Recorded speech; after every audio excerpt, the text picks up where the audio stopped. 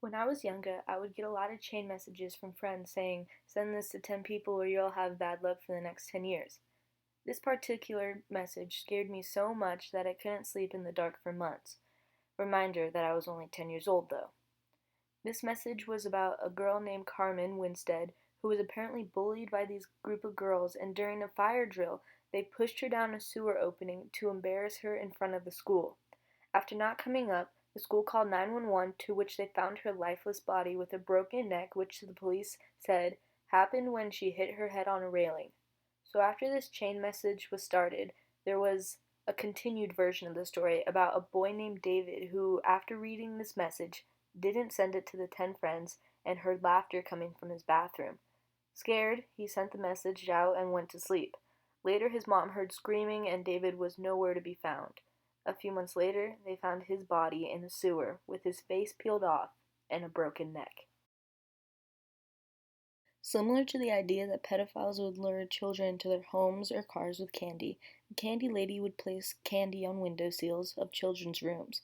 The children didn't tell their parents because they were afraid that if they did, the candy would stop appearing.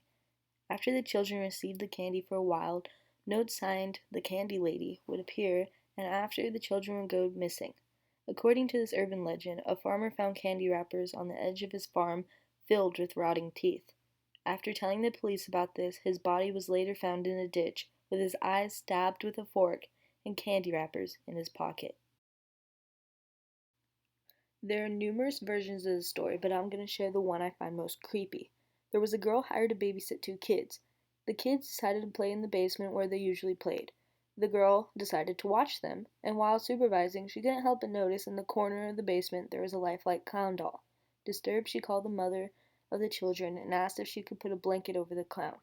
The mother immediately replied, "Get the kids, go to the neighbor's house, and call 911." Not questioning the mother, the babysitter grabbed the kids and went to the neighbor's house, and soon police showed up, and shortly after, the parents.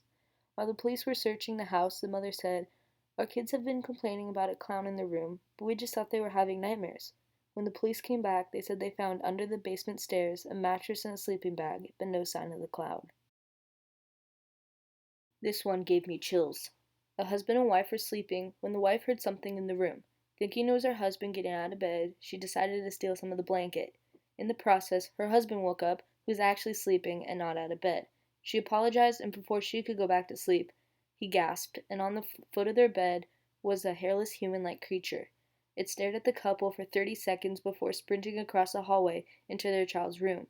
The parents chased after the creature to only find their daughter bleeding really badly, and her last words before she passed away was, "He is the rake."